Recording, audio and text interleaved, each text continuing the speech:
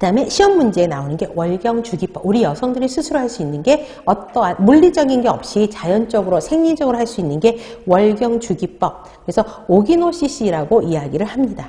자, 배란 주기를 예측하죠. 배란기가 임신 가능 시기예요. 근데 이거를 예측해서 그러면 그 시기를 피하면 되는 게 피임법이죠. 그래서 아까 다음 월경 예정일에서 14일 전후로 하루 이틀 전만 피임을 하면 나머지는 성관계를 할 수 있잖아요. 그게 월경주기법이에요. 그래서 두 번째 걸 기억하셔야 되겠죠. 다음 월경에서 거꾸로 14일을 빼야 되는 거겠죠. 거꾸로 계산을 해서 그 기간을 배란기로 보고 정자의 생존 기간이 아까 3일이라고 그랬잖아요. 그 3일을 계산해서 12일에서 16일 전에 피임하는 것, 금욕하는 게 여기 월경주기법입니다. 근데 자 여기서 보면 특히 단점에 보세요. 자, 규칙적인 월경주기 28일 주기다 30일 주기다 그러면 배란 시기도 정확하죠. 12일에서 16일 전이니까 할 수 있어요. 근데 월경주기가 30일이다 45일 주기다 이러면 우리가 다음 배란일을 예정할 수 있어요 없어요? 없어요. 그럴 때는 효과적인 방법이 아니에요. 그래서 월경이 불규칙한 사람이 이걸 하려고 그러면 최소 6개월에서 1년 정도는 자기의 월경 주기를 다이어리에다 기록을 해놔야 돼요. 그래놓고 보고 해야 되는 것입니다. 그래서 좀 그게 좀 불편할 수 있어요. 근데 가장 좋은 거는 저 같은 경우는 그러니까 특히 피임 기구를 써본 적이 없어요. 왜? 저는 너무나 레귤러 했거든요. 그리고 그 다음에 배란하는 걸 알아요. 그럼에도 불구하고 피임을 안 하긴 했지만 피하기는 했지만 그래도 성관계가 이루어질 때 혹시 물음표 이럴 때가 있어요. 그렇기 때문에 조금 어렵긴 합니다. 자, 그래서 규칙적일 해야 되는 게 가장 좋다라는 거 보시면 좋습니다.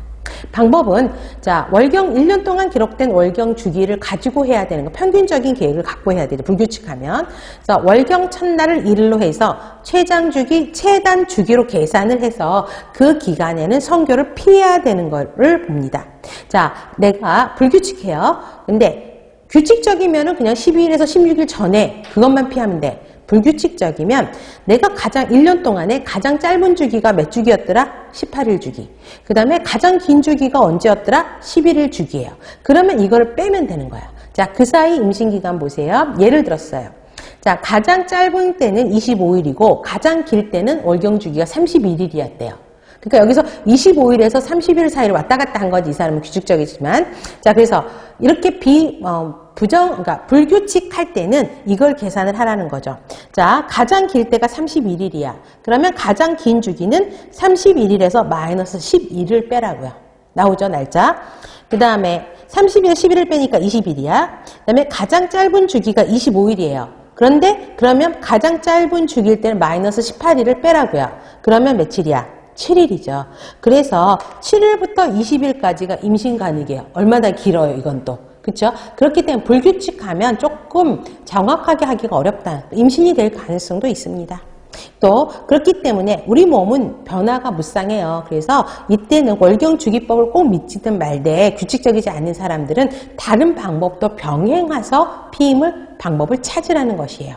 저처럼 규칙해도 물음표거든요.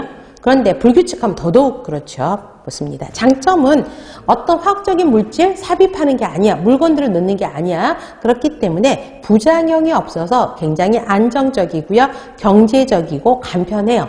단점은 규칙적일 때 가장 효과적인 거고 불규칙할 때는 조금 어려움이 있다라는 문제점이 있습니다. 다음에 기초체험법은 실제 문제 서너 번 이상 나왔어요. 멋으로 정리하셔야 됩니다. 자, 기초체험법도 생리적인 피임법이죠. 자, 체온을 측정해요. 우리가 배란 전후에는 어떻게 된다 그랬죠? 에스트로겐이 그죠? 난포기에는 쫙 올라가요. 그래서 배란 직전에는 살짝 떨어졌다가 다시 급상승한다 그랬었죠. 그래서 저원에서 고온 별표하시고요. 그때 기간이 임시 기간인 거야. 가임 기간. 그래서 그걸 피하면 돼요. 그래서 3일간 금욕하면 되는 것입니다. 그래서 기초체온은 배란일까지는 일정 수준을 유지하다가 배란 2시간 전에 약간 떨어져요. 그랬다가 다시 올라가요. 그래서 아까 뭐 1도 이상 올라가는 게 아니었죠. 0.5도, 여기는 0.4로 되어 있는데 뭐 중요한 건 아니에요. 0.4에서 0.5도씨 정도 평균 올라갑니다.